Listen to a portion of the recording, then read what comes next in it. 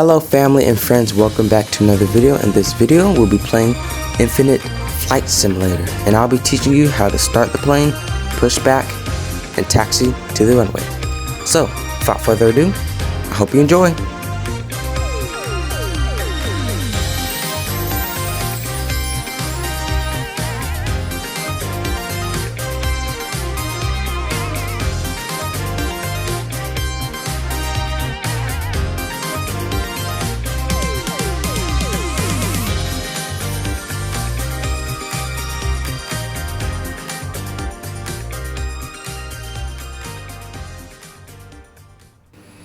Alright y'all, we're in Sharm el Sheikh, Egypt in the A220-300 Egypt Air Express livery.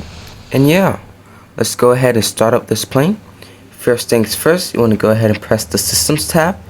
You want to hold that down, scroll down to the Electrical tab, press the main battery, and then go ahead and hold down the APU button and scroll up to APU start, and that'll give you some electrical power.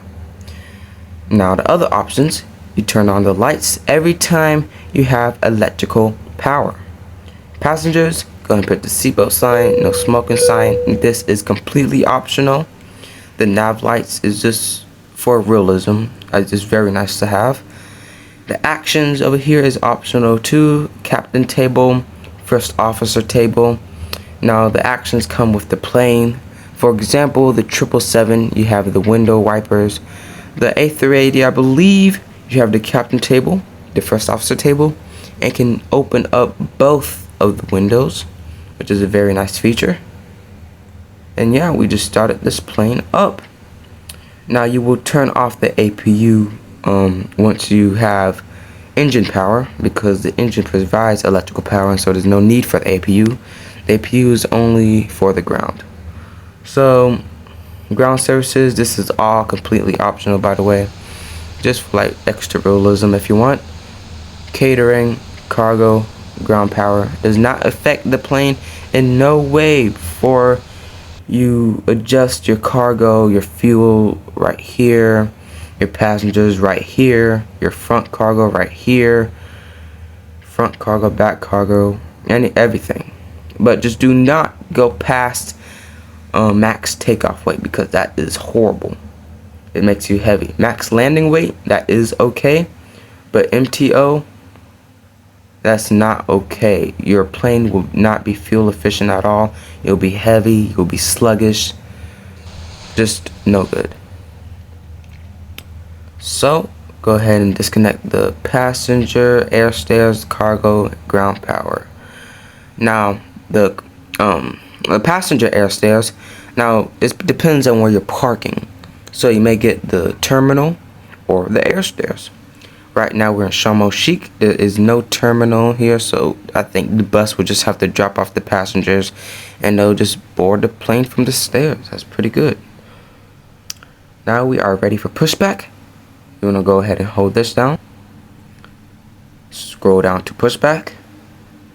Now unfortunately Sharm el Sheikh does not have the auto pushback. As you can see, auto pushback is not available for Sharm el Sheikh at this time, so we're going to have to go ahead and do a manual pushback, which is where I'll have to turn the plane, like you see right here. I'll have to turn it down here and then disable the pushback manually instead of it automatically. I just have to press and it'll just go to that place.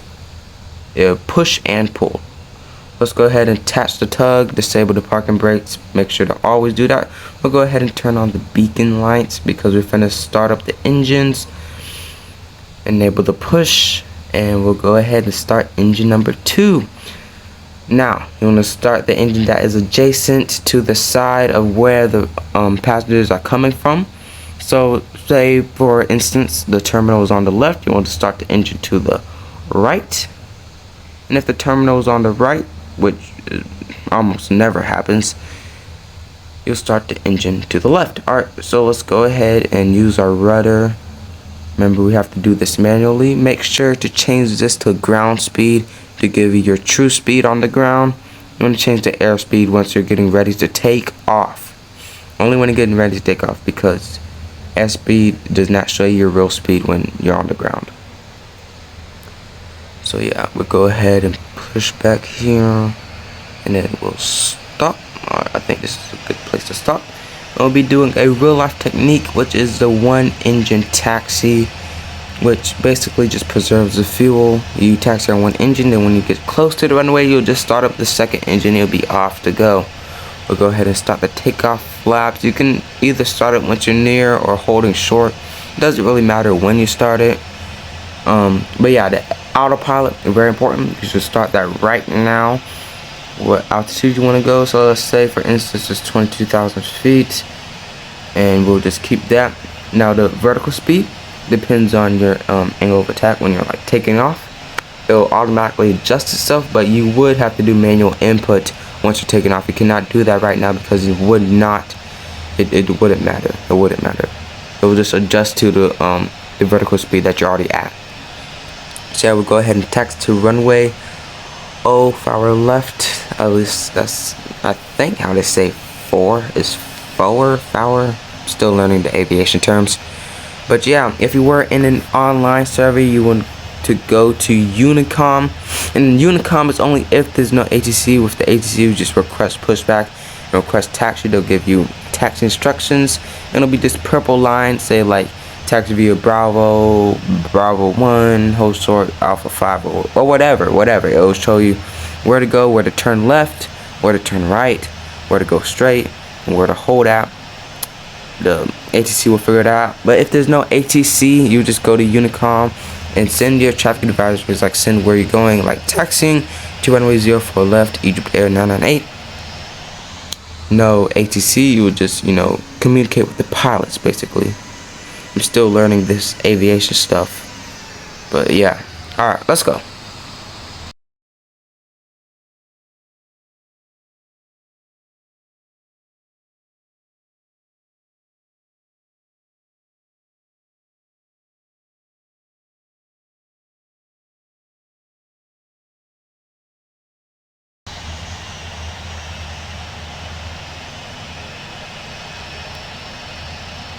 Little bit too much rudder input there. Make sure you do not do that mistake as I did. Make sure to do only slight adjustments to make it smooth and realistic. Now I also forgot to mention with the lights, do not turn on the strobe lights at all. They are so annoying once you do it on the taxiway. Do it when you're taking off or entering the runway. Do not do it while you're taxiing. Now if the landing lights, that's a different situation. If you want to see where you're going, or just for extra realism like taxi lights, like say if it was nighttime, like that. But yeah, I recommend it to keep it off though if it is daytime.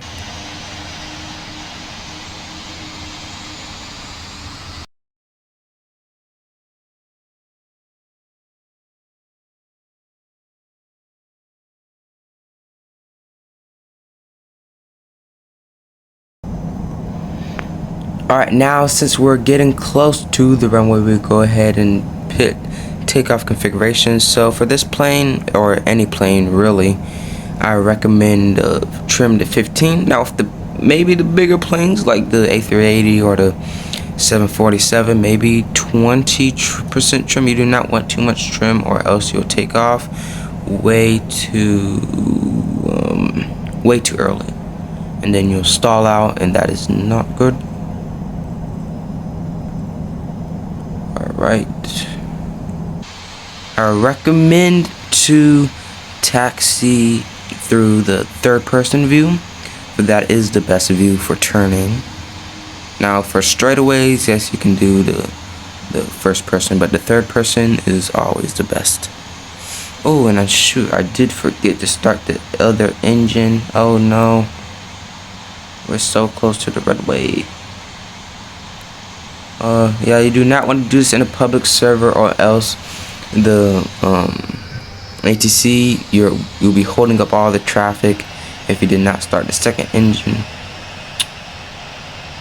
And yeah, that is no good. I did that before and it was a horrible mistake. I stalled out. I was veering to the right. That was not good. I had to restart to try not to get a violation. And yeah, let's go ahead and just wait till the startup. Now since you're holding short of the runway, just go ahead and say Egypt Air 123, holding short of 0 for left. And yeah, you'll be good. Now at this time, we will turn on the landing lights. This is if you are cleared to take off, or if it's nighttime, or if it's just you just want to turn them on during taxiing. That's completely fine. But yeah, let's go ahead and power up just a little bit here.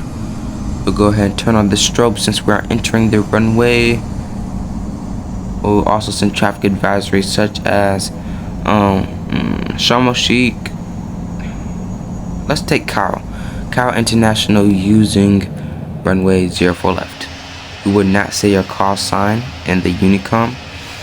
I mean, you don't have to talk on the Unicom because that is not a feature. But you know what I mean, like in real life and in this game too, just for like reference, future reference for everything.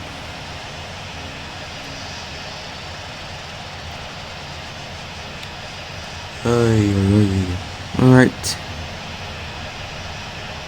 Gonna put parking brakes. Now you can go full toga if you are heavy, and toga is basically just full takeoff power. But I recommend to use 80% or 90%. 95% is best for the A330 because that is a pretty heavy plane in my opinion. So we got seatbelt signs on and everything is on. Autopilot is good. And yeah, alright. So I'll probably just do 85%. I think that's good for the A220 right now. We have no max landing weight, so we're straight. Alright, so going to 85%. I'll make sure to collaborate before I forgot about that again. Collaborate so that you don't end up just going all over the place. You need to collaborate with your mobile device. I'm gonna adjust the rudder to stay on the center line, change it to airspeed because we're now taking off. About 150, we'll go ahead and rotate V1. Alright, we have positive climb now. Gear up. We have to track our speed, so we're going to stay at 85. And now if the, oh yeah, we're veering way off course.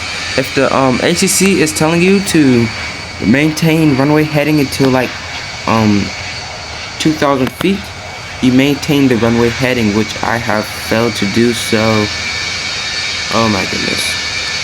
But yeah, do not exceed 250 knots at all.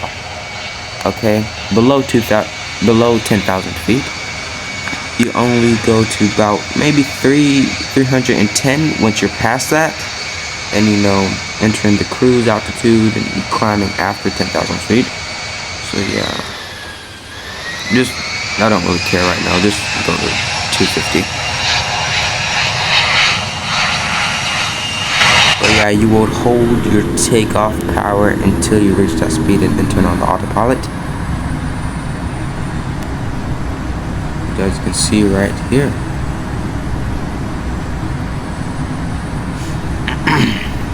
So if I'm going a bit fast or stuttering, this is my first time actually teaching somebody.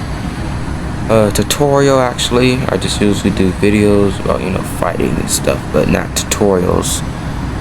So yeah, I'll go ahead and disable the flaps. Should have been did that right after we took off. Yeah, you will follow the L9 GPS after you make a flight plan. I'll make a video about that. But yeah, maintain runway heading until like say about 4,000. We're almost about 4,000 feet. Alright, that's good. We'll probably just turn left and go down about 230.